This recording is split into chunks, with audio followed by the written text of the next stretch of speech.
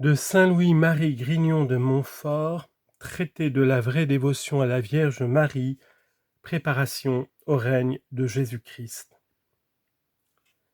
Quatrième pratique, ils auront une singulière dévotion pour le grand mystère de l'incarnation du Verbe, le 25 de mars, qui est le propre mystère de cette dévotion, parce que cette dévotion a été inspirée du Saint-Esprit, premièrement pour honorer et imiter la dépendance ineffable que Dieu le Fils a voulu avoir de Marie, pour la gloire de Dieu son Père et pour notre salut, laquelle dépendance paraît particulièrement dans ce mystère où Jésus-Christ est captif et esclave dans le sein de la divine Marie, et où il dépend d'elle pour toutes choses. Deuxièmement, pour remercier Dieu des grâces incomparables qu'il a faites à Marie, et particulièrement de l'avoir choisie pour sa très digne mère, lequel choix a été fait dans ce mystère. Ce sont là les deux principales fins de l'esclavage de Jésus-Christ en Marie.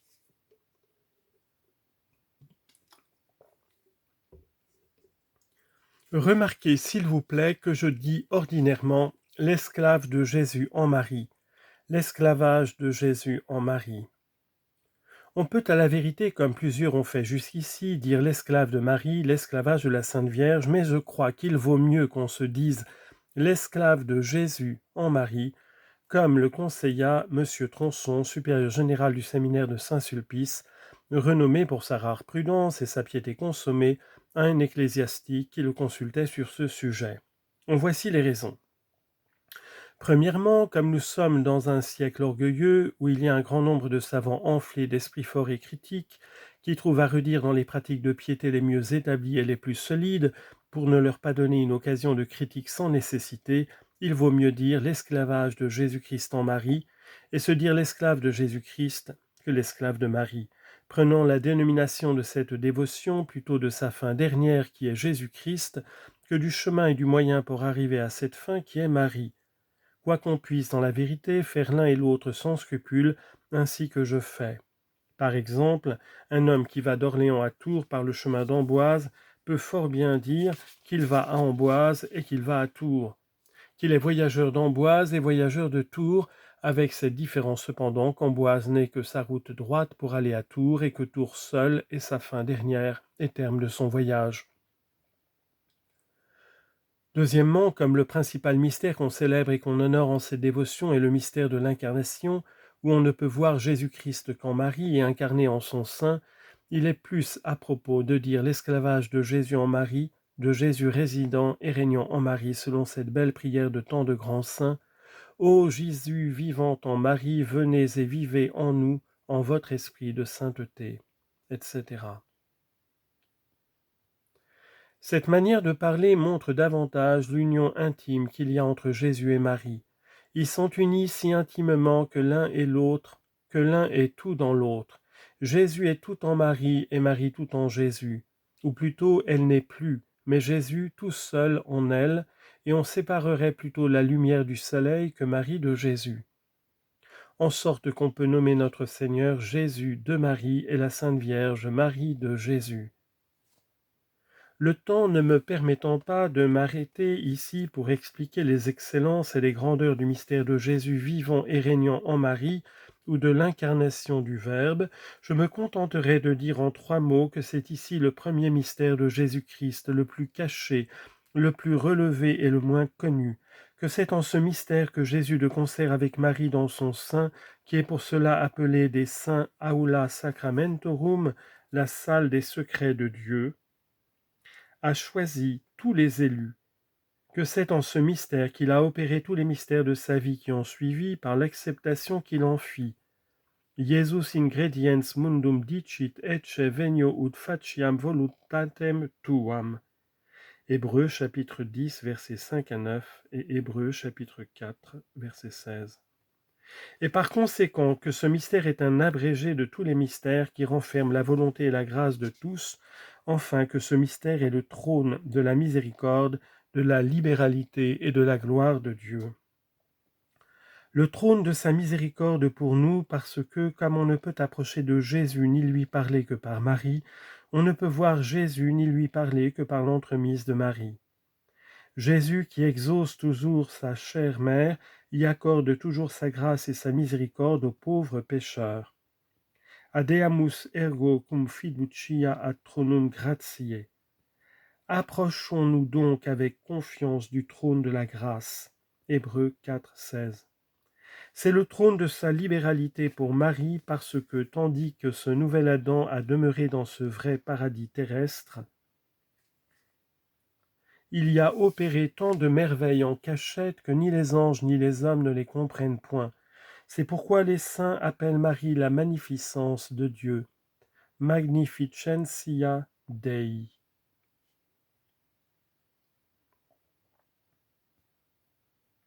Comme si Dieu n'était magnifique qu'en Marie. Solum modo ibi magnificus est Dominus. Isaïe 33, 21.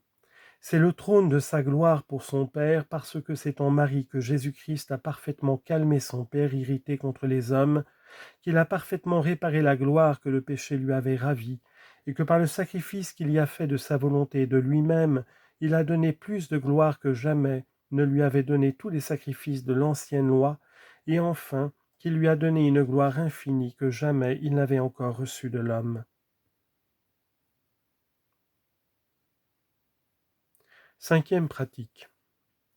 Ils auront une grande dévotion à dire l'Ave Maria ou salutation angélique dont peu de chrétiens, quoique éclairés, connaissent le prix, le mérite, l'excellence et la nécessité. Il a fallu que la Sainte Vierge ait apparu plusieurs fois à de grands saints fort éclairés pour leur en montrer le mérite, comme à saint Dominique, à saint Jean de Capistran, au bienheureux Alain de la Roche.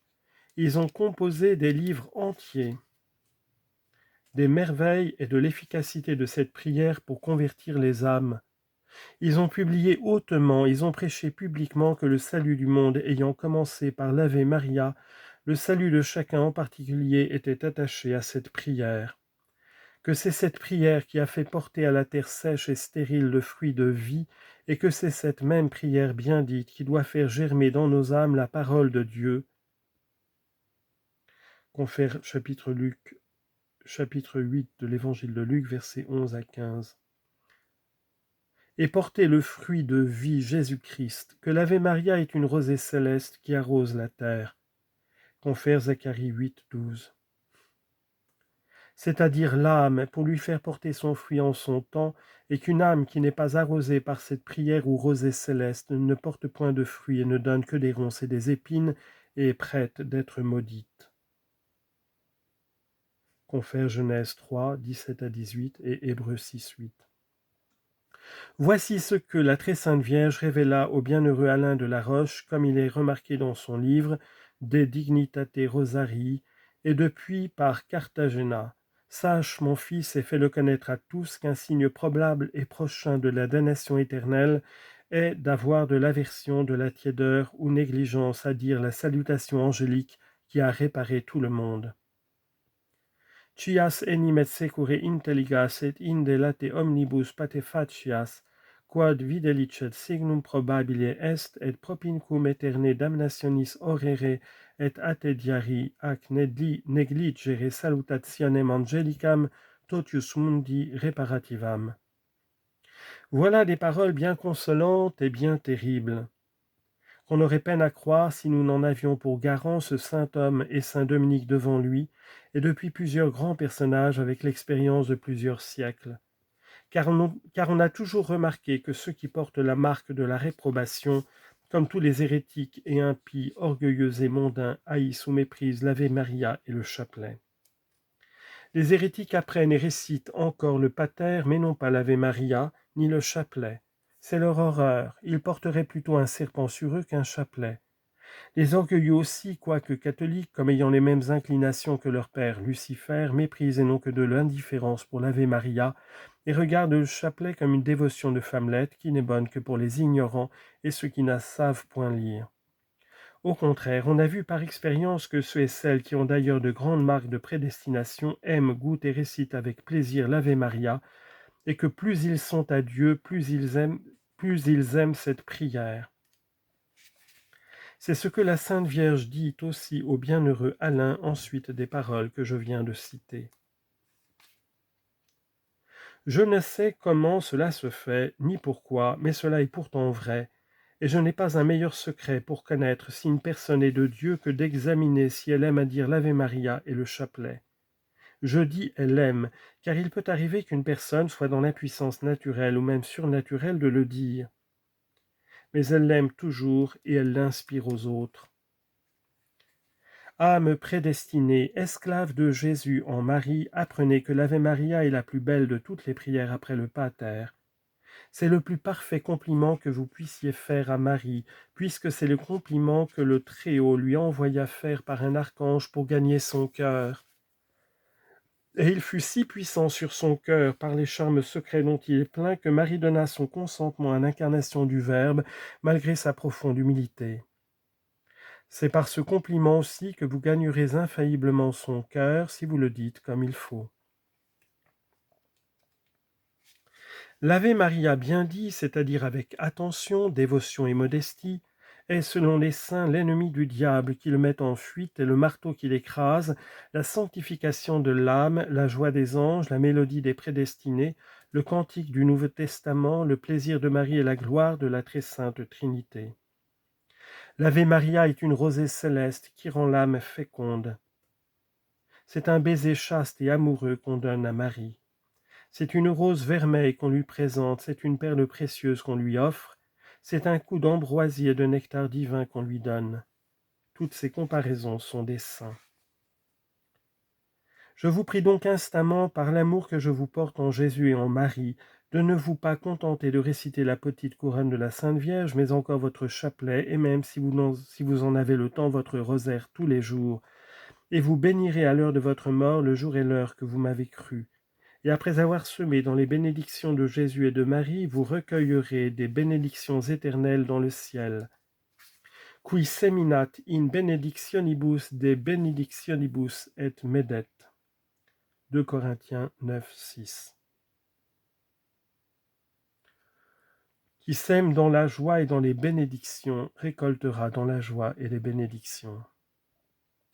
Sixième pratique. Pour remercier Dieu des grâces qu'il a faites à la très sainte Vierge, ils diront souvent le Magnificat, à l'exemple de la bienheureuse Marie Douanier et de plusieurs autres saints. C'est la seule prière et le seul ouvrage que la Sainte Vierge ait composé, ou plutôt que Jésus a fait en elle, car il parlait par sa bouche. C'est le plus grand sacrifice de louange que Dieu ait reçu dans la loi de grâce. C'est d'un côté le plus humble et le plus reconnaissant, et de l'autre le plus sublime et le plus relevé de tous les cantiques. Il y a dans ce cantique des mystères si grands et si cachés que les anges en ignorent. Gerson, qui a été un docteur si pieux et si savant, après avoir employé une grande partie de sa vie à composer des traités si pleins d'érudition et de piété sur les matières les plus difficiles, n'entreprit qu'en tremblant sur la fin de sa vie d'expliquer le Magnificat, afin d'en couronner tous ses ouvrages. Il nous rapporte dans un volume in-folio qu'il en a composé plusieurs choses admirables du beau et divin cantique. Entre autres choses, il dit que la très sainte Vierge le récitait souvent elle-même et particulièrement après la Sainte Communion. Pour action de grâce. Le savant Benzonius, en expliquant le même Magnificat, rapporte plusieurs miracles opérés par sa vertu, et il dit que les diables tremblent et s'enfuient quand ils entendent ces paroles du Magnificat, fecit potentiam in brachio suo, dispersit superbos mente cordis sui.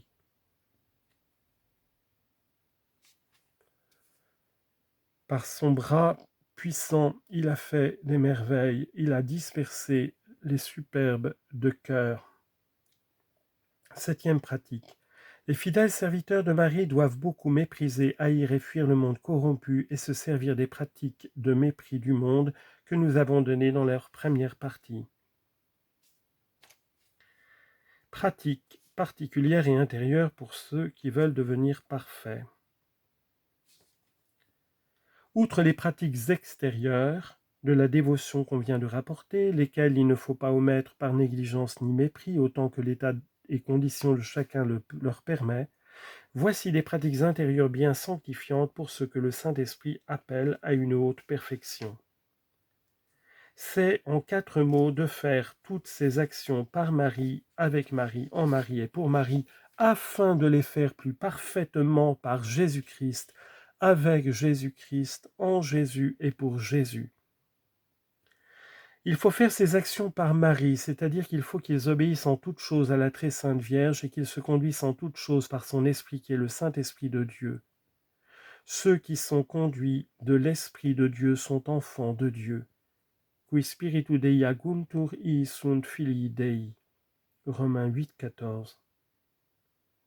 Ceux qui sont conduits par l'Esprit de Marie sont enfants de Marie et par conséquent enfants de Dieu. Comme nous avons montré, et parmi tant de dévots à la Sainte Vierge, il n'y a de vrais et fidèles dévots que ceux qui se conduisent par son Esprit. J'ai dit que l'Esprit de Marie était l'Esprit de Dieu parce qu'elle ne s'est jamais conduite par son propre esprit, mais toujours par l'Esprit de Dieu, qui s'en est tellement rendu le maître qu'il est devenu son propre esprit.